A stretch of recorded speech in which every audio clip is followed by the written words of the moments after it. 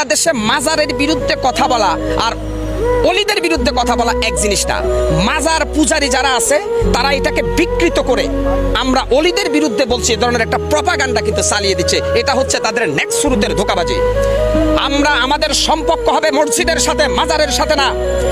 স্পষ্ট কোরআনে কারিমে আল্লাহ পাক ইরশাদ করেছেন, কবরের উপরে বিল্ডিং বানানো যাবে না। আমি কি আল্লাহটা শুনবো নাকি এদেশের তথাকথিত নাস্তিক বুদ্ধিজীবীদের কথা শুনবো? আল্লাহ বলছে তুমি সত্যের বাণী যদি উচ্চারণ করতে পারো হিম্মত নিয়ে, তাহলে যদি গোটা পৃথিবী তোমার বিপক্ষে চলে যায় তুমি সত্য থেকে এক চুলো সরবে না।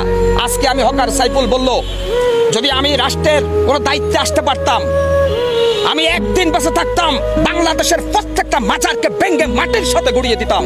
এতে করে আমার জীবনে কি হবে আমি সেটা দেখবো না। এই মাজার ভাঙ্গার সাথে আল্লাহর সন্তুষ্টি জড়িত। আপনারা মনে করেন মাজারে যিনি শুয়ে আছে উনি হয়তো আল্লাহর জান্নাতে চলে গেছে। হযরত শাহজালাল শাহপরানরা আমাদেরকে ইসলামের দ্বীনি শিক্ষা দিয়েছে। আমার তো মনে হয়